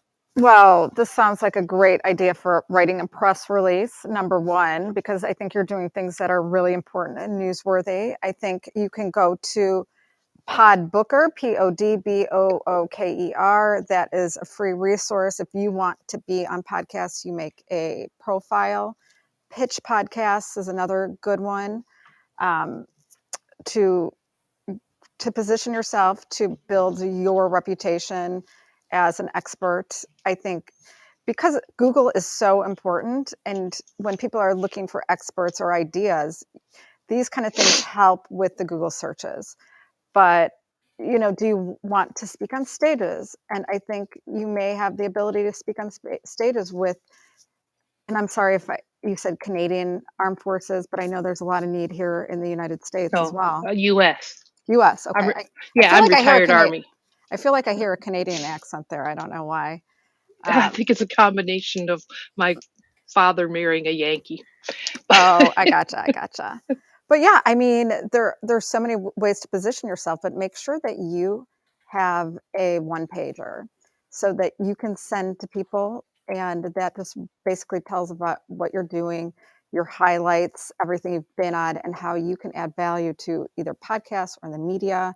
Find those people that are doing the stories. You can look on Muck Rack, you can look on Help a Journalist Out. You can look on Medium, but find people who are writing those stories and that will write for you. And do you have your own website? That's kind of a basic question. Yeah, I don't have an individual website. I started on LinkedIn because that is one that actually, as our service members come out of service now, about 10 years ago, they started doing transition classes. And they actually use LinkedIn as a platform for them, of course, to look for jobs and such. But I do a lot of articles there, and I also do. People will contact me and I do one-on-one phone calls. I share the free links and attachments and things that I use to teach with so that they can have them to perhaps find benefits for their parent.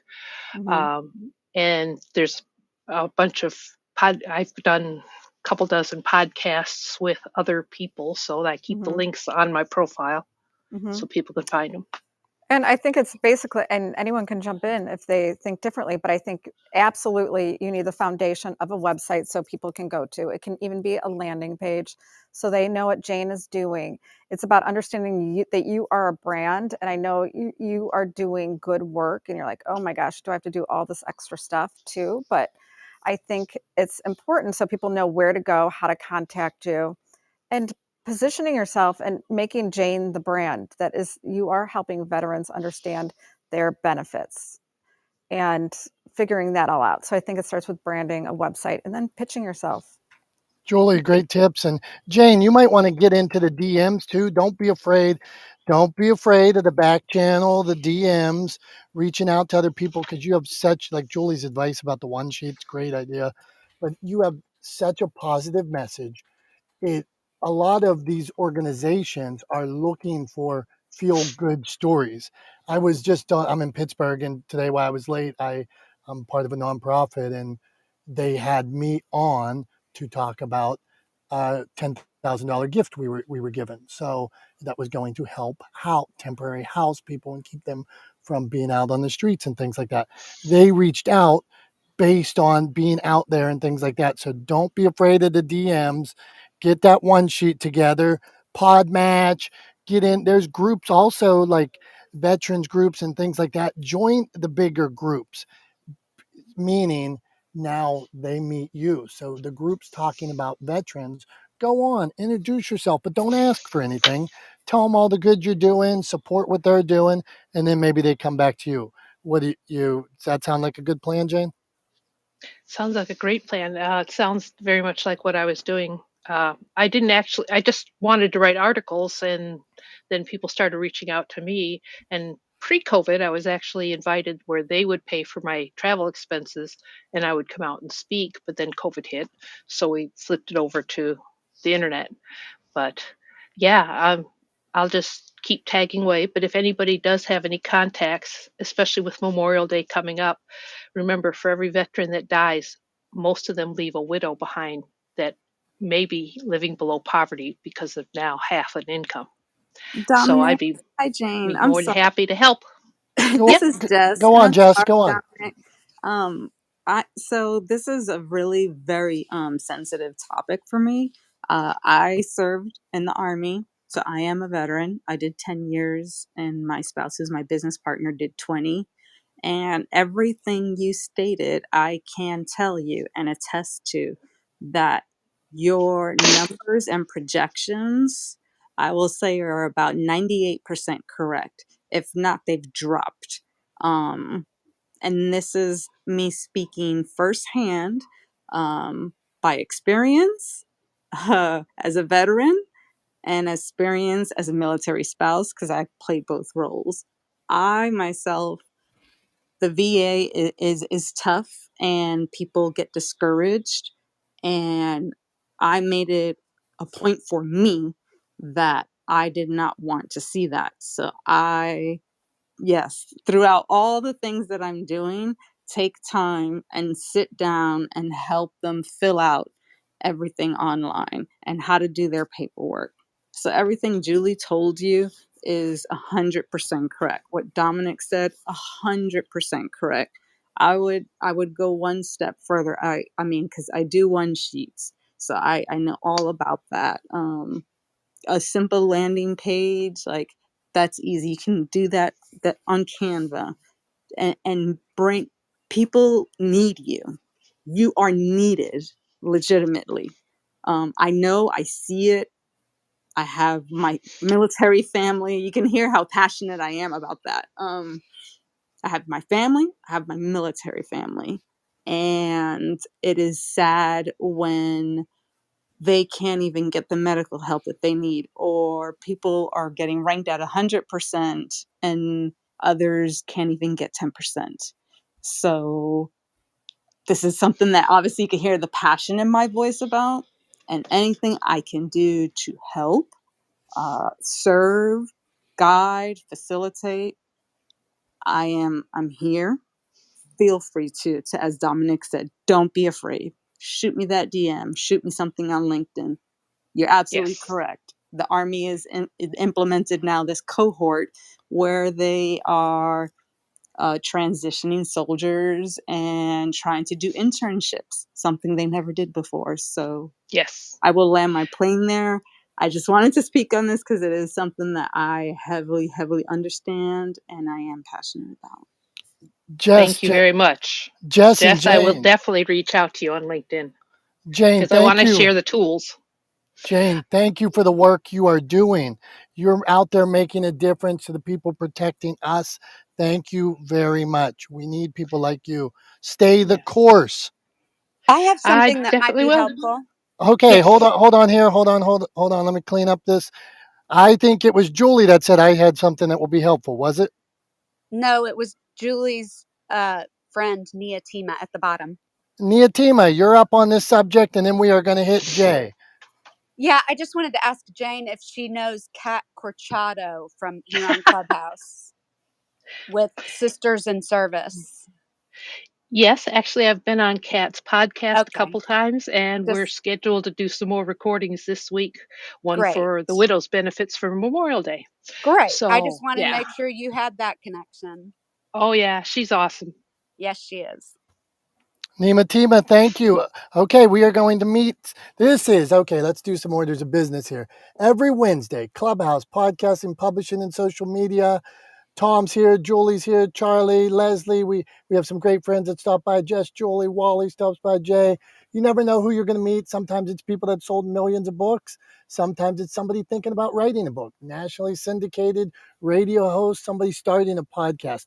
This is a safe space. There's no nonsense, no BS. You have a question, we'll answer it. You have a tip, we want to hear it. We're learning from you guys. You heard a couple people say we're taking notes. So we're going to meet Jay and Wally, two people telling their story. Jay, you got a tip on how to share a story or anything we're talking about, or a question? Go on, my friend. No, I just came in to support the room, and I love the fact that this room is growing every week, and you're getting some heavy hitters in here, like Wally Green and Dr. Jordan. Hey, Dr. Jordan, what's up, Dr. Jordan? You got Michael Sterling down in the audience, and you got Julie and Wendy and Cindy. I love that this community is growing with some heavy hitters. Angelique all the way down on the phone. I mean, these are just really good people that have stories to share, and I'm glad to be part of this community. So I'm going to park there. Jay, thanks, brother. And Jay definitely has a story to share, and he's also a person helping connect other people. So my friend producer Jimmy says, you know what she says, Tom? She says, look left, look right, look up, look down, Brady Bunch style. Connect with whoever you can. See how you connect with them. Have Oh, that virtual Dominic, cup of coffee. Go on, Jay. What's up? I'm sorry, I forgot. I would be my day would be ruined if I didn't mention Lois and her Ever Mindful room. And I don't ever publicize rooms or pump rooms up, but she's one of the real good people on this app, and Aw, she really is just an amazing person. I highly suggest everybody follow her and her room. That's all I got. you are the best, Jay. I just messaged you hi in the back channel. Hey, and the thing about us is in this room, we don't mind. We want to know other people's successes, what they're into. The thing about storytelling is we each have a unique story, and your story can help other people. Your story resonates. My story and Jay's, Tom's and Lois's, Julie's and Maria's. Each is different and may resonate with different people. So we want to help you share your story as many ways as you possibly can. And that's what this room's really about. Let's get out there. Let's make a difference. Let's create the ripple by sharing stories different ways. Okay, now we are going to meet Wally, who shares his story on TikTok. I see this guy, millions of views. He's out beating people at here's a professional athlete playing people ping pong with his iPhone or any other. We need some more contrast. Wally, I want you to play somebody at a game of ping pong with like a New York slice of pizza. You think you could beat him? So, Wally, tell us about sharing your story and how we can do it better. That's funny. I gotta try that one day. Yeah, man. Oh man. I have like so many millions of tips of sharing your story, but I think the most important part of your sharing your story, there's two. One is that there's always an audience for your story. Some people think, oh, maybe people don't want to hear this, or maybe people, oh, it's not going to resonate with. No, there's always an audience. There's always an audience for whatever you create, no matter what it is. And the second thing, it's about that grind, the grind of telling your story. When I first, you know, I've always had my story, and it wasn't until the pandemic that I really started telling it, right? And it's a grind. It's not something that's gonna come overnight. Sometimes you get lucky, but it's the grind. It's the wanting to use your story to motivate and inspire others. So it's you putting in that work, and you have to continually do it. Like I just recently in the last month, I did a TEDx talk that came from telling my story. Just a week and a half ago, I'm the profile person in the New York Times, which is the second biggest paper in the world. I have the biggest profile article that I think any individual's ever had in the New York Times or in any paper. And that came from the grind. That came from telling my story over and over and over, motivating, inspiring. Just keep doing it, keep doing it, keep doing it, keep doing it, keep doing it. And look, 20 years later, right? So I think the most important thing is that grind, being willing to put in the work, being willing to tell your story to everyone, to anyone.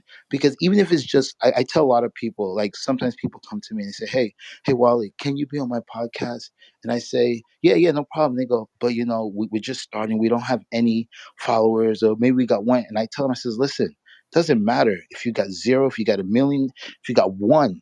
I say, if I can tell my story and that one person, that one single person's life has changed, and that one single person gets inspired and motivated, then it's well worth it. So stay on the grind, tell your story to everyone, let everyone know what's going on. And I'm Wally, and I'm done speaking. Appreciate you guys. Fantastic, man. Go on, Dominic, Jay. What do you got? What do you got, Jay? yo, first off, let me tell you something. My man Wally, he's so humble. But Wally and I, we grew up not too far from each other. He's younger than me, but when Wally tells his story and he's getting his story out there, I saw his piece in the New York Times, and but I knew Wally before the Times piece came out. We've shared space many times, but from where he came from to where he's at to where he's going, I highly suggest everybody gets to know Wally because this man is a superstar. He's an amazing human being, and he's selfless. So Wally, you are an amazing man, and I have nothing but admiration and respect for you. Because from where he came from, it's a miracle. Love it, man. Love it. Tom, my son will say to me, this was over the years when he's 12, when he's 13, when 14.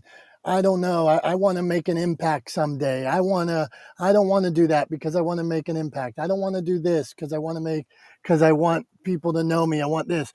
Well, my thought is be great at whatever you do. Like Wally, get out there, make a difference, be great at it.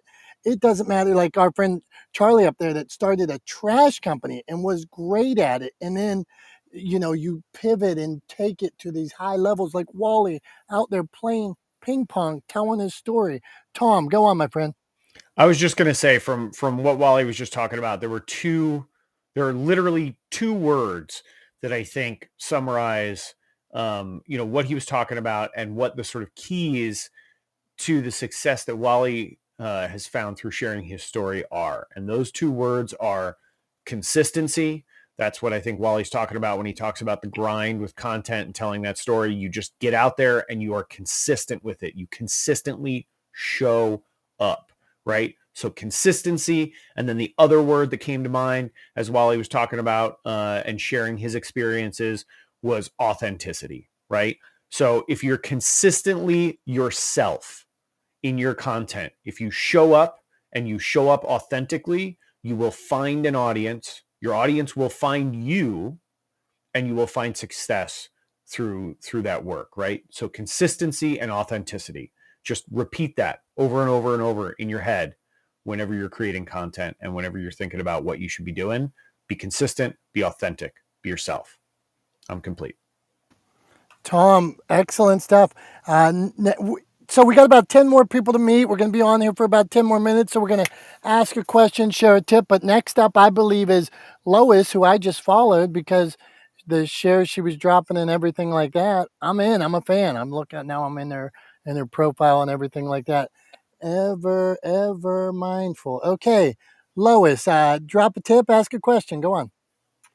Well, you guys have had such gems already. I would say if I could drop a tip from my last experience of my last over a year doing this in this journey I've been on, I think my biggest tip here in leading a club that's growing and rooms, 10 to 25 rooms a week, and I do them mostly all myself with the help of my moderators. But I think that the one tip I would say is if you're going to be able to stick with this, you can't take a lot of this personally when people come out at you or they want to cut you down. Don't take things personally. Just put it in its rightful place, because if you do take it personally, it's going to eat you up. You're never going to be able to please everybody all the time. You're going to just always do your best. You're going to always try to mitigate situations, and you're never going to please everyone with the way you handle things. So just do your best and don't take a lot personally, I think, is my biggest message to people out there. Thanks. I'm Lois, and I'm complete. Excellent tip, man. And we were talking about the feedback earlier. So think about how that applies to that too. When you're putting yourself out there, anytime you put yourself out there in the public space, anywhere, you are going to open yourself up to criticism, critique, all that stuff. But if you have that story like Wally, like our friend Jane, Jess, you have that story that's making a difference, that's impacting people, it will be far worth it. Those wounds are only temporary. What do they say? That my scars may shape me, but they do not define me. So those times when you get knocked down and things like that, it's just going to make you stronger. So, hey, Michael, we got Michael with the hat on backwards. We met him, but Michael, if you wanted to drop a tip or ask a question, you got your space, my friend. Go on.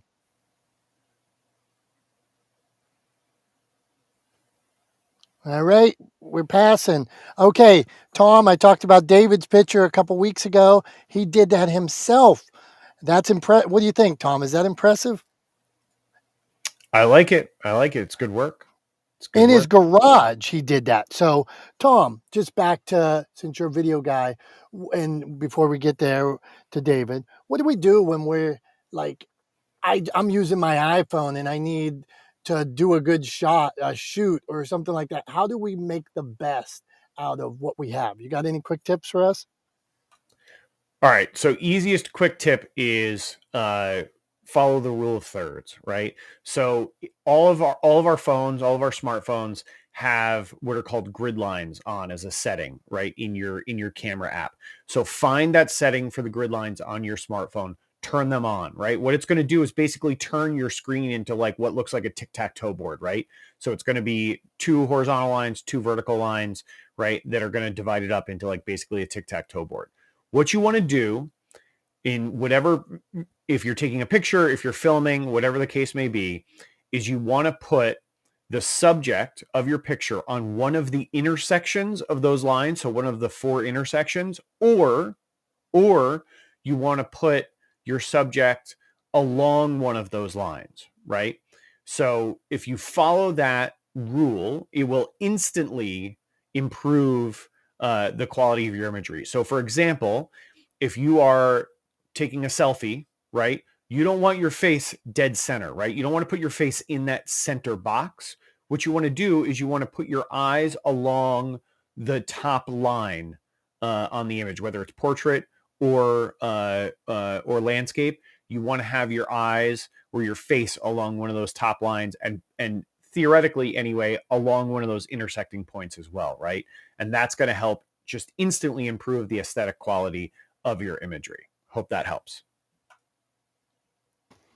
Fantastic, man. We want info. We hope that's the thing about this room. Like, we hope every week that whether it's from Julie, Charlie, Leslie, Irina, Jess, Lois, whoever's in this room, what we people are sharing such value and tips and like experiences that they had. We hope you get something out of it. And you might not, everything might not apply, but we hope you get one tip where the next selfie you make or when you're out writing your book tomorrow, that you're able to do it a little more efficiently. David, you're up, man. Drop a tip, ask a question.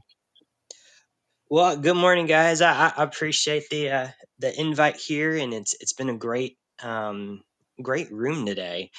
More than anything, I tell you what, I'm just after hearing about this, I'm really fired up in revamping my podcast. I've had one for a few years, but I kind of put it to the side, and then I have a travel podcast idea that I've been wanting to do, and I just I just need to do it. This has been really great to motivation to actually get it done and have those dreams of traveling myself and getting more stuff for photography on the side. And yeah, it's been pretty cool to listen on, and definitely fired up. That's all I got to say. Hey, if we can offer a little motivation too, that you speak in our language, so we love it.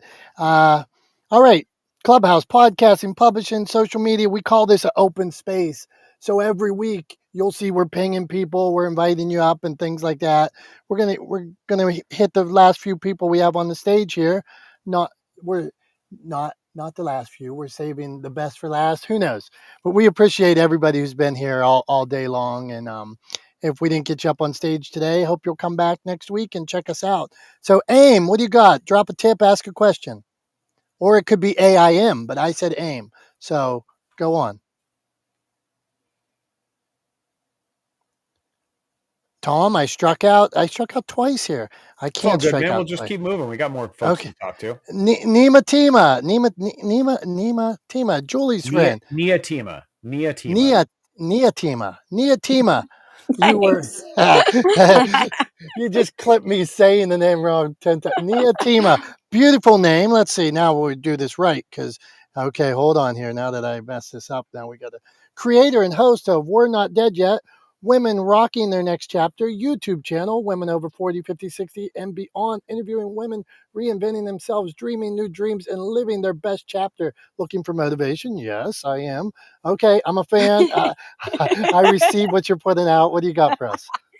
Yeah, here I am just looking for motivation and inspiration. I don't have a tip. I you could use the term, I feel it's an overused term, imposter syndrome, or you could say I just have a beginner mindset, and I'm still a beginner YouTuber, a beginner social media user, and I follow Julie wherever she goes because I know I'm going to learn and grow where she is and with her people. So yeah, she pinged me in here, and that's why I'm here. And I just thank you guys for showing up and creating the space so that us newbies can come in and get advice and tips from the pros. So I'm Niatima, and I'm complete. We all start out somewhere. You take that first step. That's the hardest steps, that first step. After that, you create this snowball, the momentum. So, Tom, Julie, I just found myself a new Instagram page to follow. It's Niatima's page. So, appreciate you being here. And we always appreciate Julie. Jay called her the Pied Piper, where she goes, inspirational, fun, people follow. So, Julie, me and Tom are appreciative of you helping us out and always being here. Look, okay, Tom, two more. This, I have to say, I have a crush on Doctor here. Doctor with the jacket on, nice look, nice hair. He's got the he's got the whole thing going on. Total package.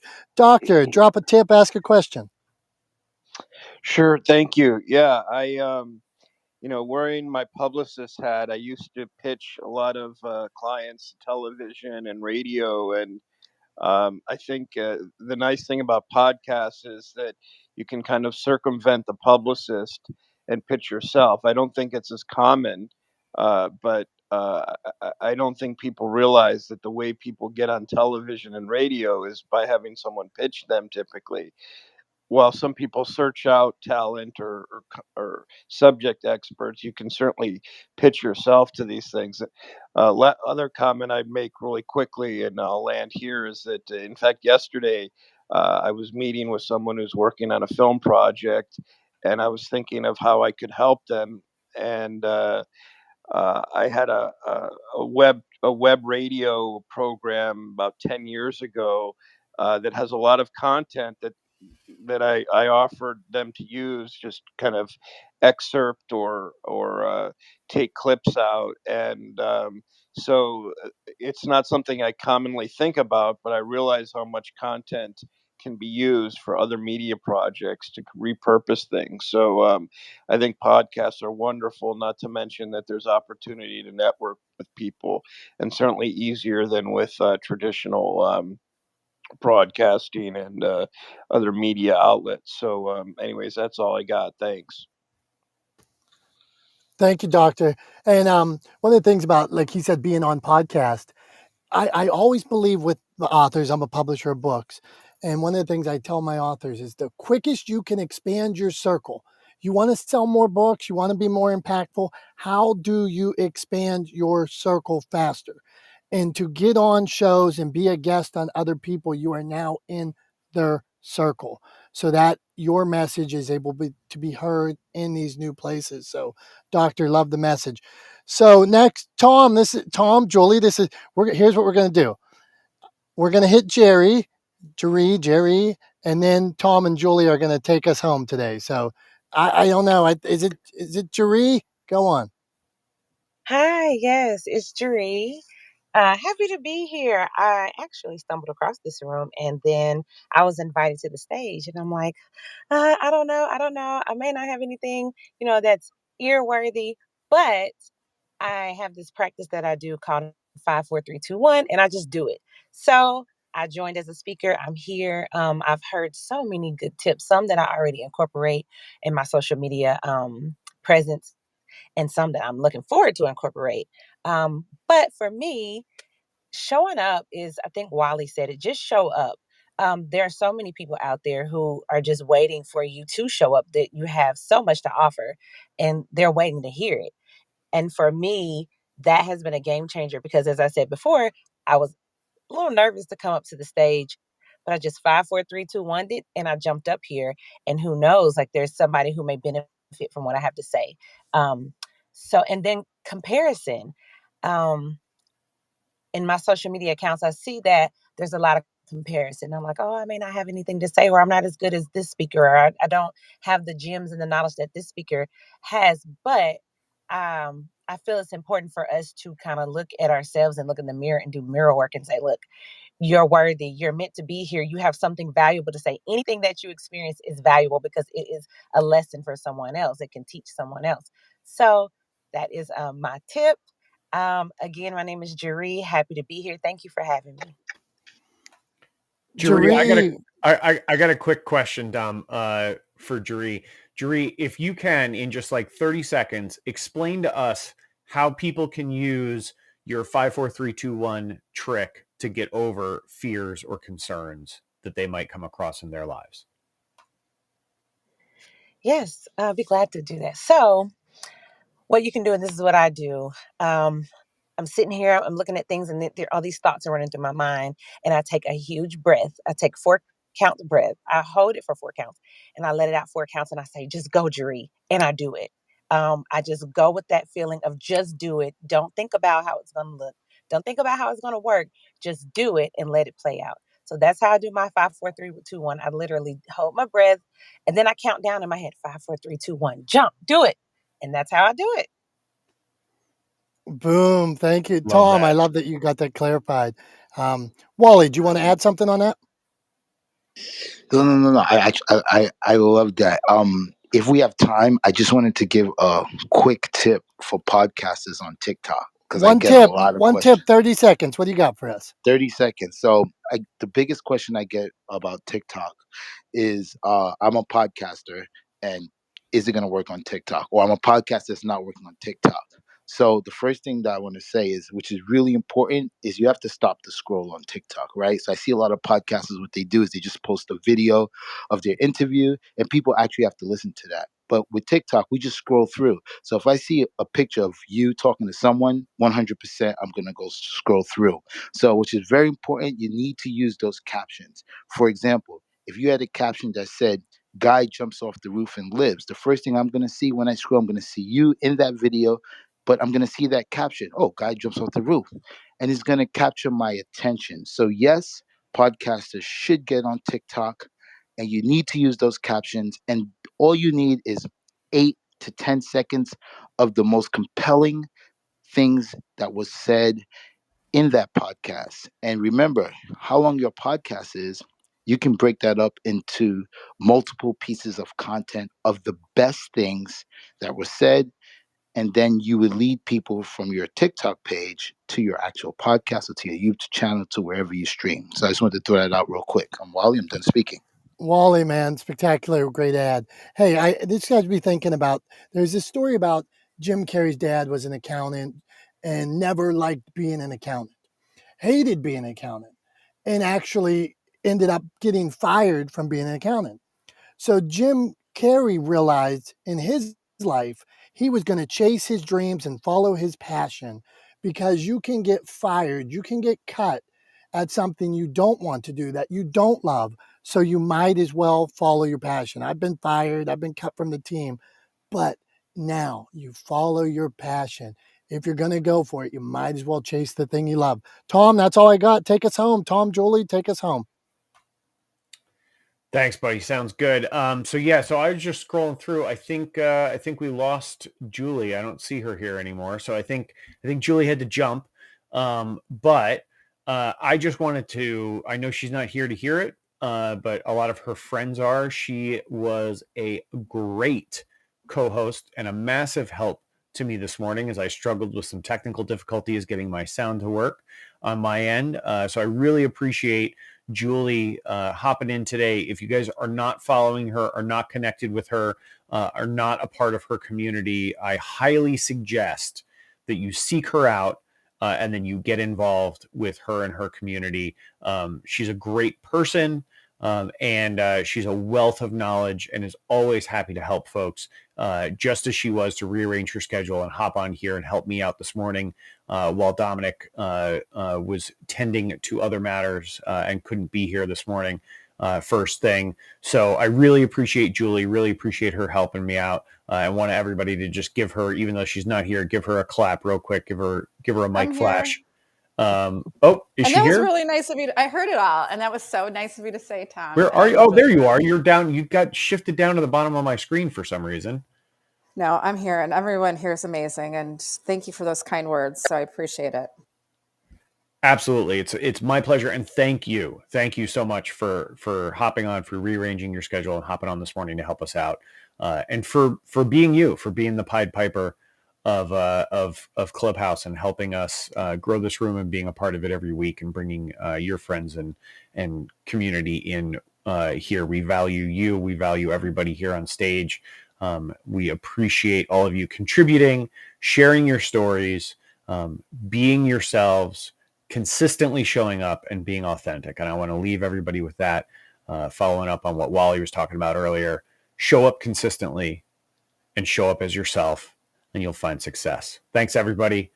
Great room this week. Really appreciate it. Can't wait to see you guys all next week. We'll talk Thanks, soon. everybody. Thanks, Tom, Dom. This is the best room in Clubhouse.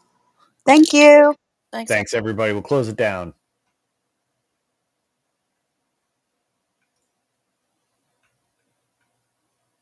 And we're out.